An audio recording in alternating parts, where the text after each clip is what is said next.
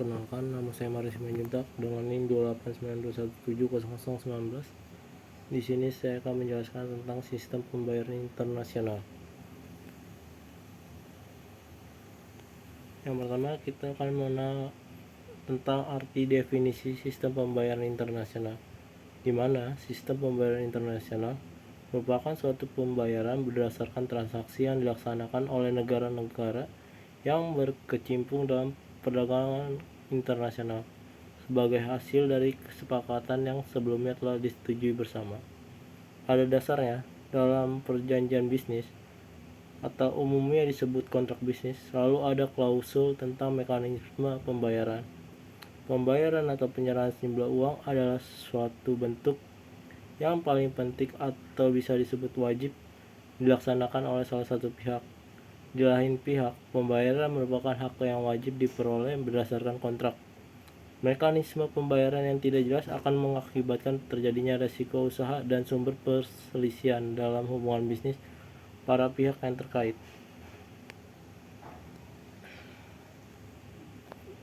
Yang pertama, kita akan mengenal tentang barter.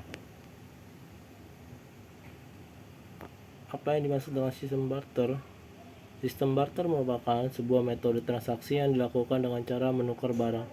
Barter ini telah digunakan sejak dahulu kala.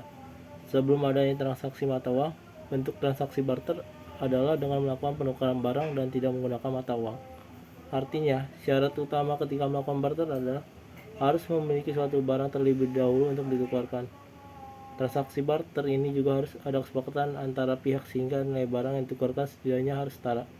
Akibatnya, sistem barter sebenarnya cukup sulit untuk menentukan nilai barang yang sesuai.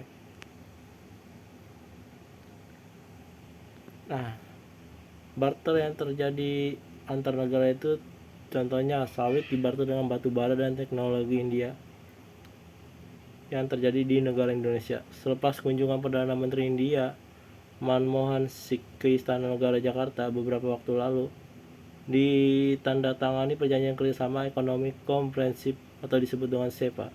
Isinya tak hanya mencakup liberalisasi beberapa sektor dan komoditas perdagangan, melainkan juga proses alih teknologi. Menteri Perdagangan Gita Wirjawan menjadi tim perunding SEPA dengan India. Dia mengatakan Indonesia akan mengusahakan supaya produk unggulan bisa lebih mudah diekspor ke negeri Sungai Gangga tersebut. Kita upayakan mulai negosiasi CESA antara Indonesia dan India secara bilateral. Kelapa sawit, batu bara, sumber daya alam juga furniture sudah mulai banyak di sana, ujar Gita beberapa waktu yang lalu. Lalu lanjut ke defisit.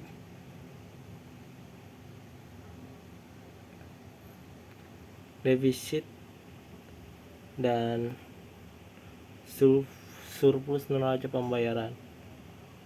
Yang dimaksud dengan neraca pembayaran defisit merupakan sebuah neraca yang menandakan bahwa nilai impor lebih besar daripada nilai ekspor, di mana jika suatu negara terus-menerus mengalami defisit, maka sektor keuangan berjalan lambat sehingga pertumbuhan ekonomi sulit untuk berkembang.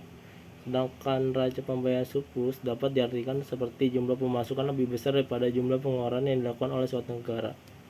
Surplus yang terjadi pada neraca pembayaran menandakan bahwa negara tersebut mempunyai cadangan devisa dan dana yang lebih. Lanjut, standar emas. Pertukaran barter selalu lambat dan sulit mempertemukan dua orang yang kebetulan mempunyai kebutuhan yang persis. Kebalikan tidaklah mudah. Oleh sebab itu, sejak lama orang telah menemukan uang sebagai alat tukar yang mudah pertukaran, baik pertukaran antara perorangan dalam suatu negara maupun antar suatu negara dengan negara lain. Alat tukar mempunyai peran utama yang sama, yaitu memperlancar transaksi. Sebelum Perang Dunia ke-1, banyak negara menggunakan emas untuk transaksi dalam dan luar negerinya. Uang emas tidak harus berupa logam emas, tetapi bisa berupa uang kertas yang dijamin waktu-waktu bisa ditukarkan dengan beberapa gram emas pada bank sentral. Negara menggunakan uang emas untuk transaksi dalam negerinya maupun transaksi luar negerinya dikatakan sistem struktur emas penuh. Apabila negara A mengimpor senilai 100 rupiah emas, dan mengekspor senilai Rp80 emas, maka kelebihan impornya bisa dibayarkan dengan mengekspor stok emas negara tersebut senilai Rp20 emas. Stok emas merupakan stok uang atau stok alat tukar yang dipunyai negara tersebut. Defisit neraca pembayaran berakibat berkurangnya jumlah uang yang beredar di dalam negeri sebesar jumlah yang persis sama besarnya dengan defisit. Sebaliknya, surplus neraca pembayaran berarti bertambahnya jumlah uang yang beredar dengan jumlah yang sama dengan besarnya surplus. Lanjut, mekanisme. Ekspor bertambah dan impor menurun akan terus berlangsung sampai defisit dalam neraca pembayaran yang semula timbul akhirnya hilang dan neraca pembayaran kembali seimbang. Proses ini berlaku bagi ketimpang yang berupa defisit maupun surplus. Proses penyesuaian otomatis dalam neraca pembayaran, atau bisa disebut dengan dalam sistem standar emas penuh, disebut juga dengan mekanisme Hume, di mana dikaitkan dengan nama ekonom Inggris abad ke-18 pada David Hume, sering pula disebut species flow mekanisme karena dimulai dengan adanya aliran flow emas spesies dari suatu negara ke negara lain. Mekanisme Hume bekerja dalam sistem standar emas penuh. Terdapat hubungan langsung antara posisi neraca pembayaran dan jumlah uang yang berada di dalam negeri. Karena dalam sistem keuangan lain hubungan ini tidak langsung dan tidak otomatis, maka tidak bisa dikaitkan, yakni apakah mekanisme Hume bekerja atau tidak. Sebelum Perang Dunia ke-1, negara menganut sistem standar emas penuh.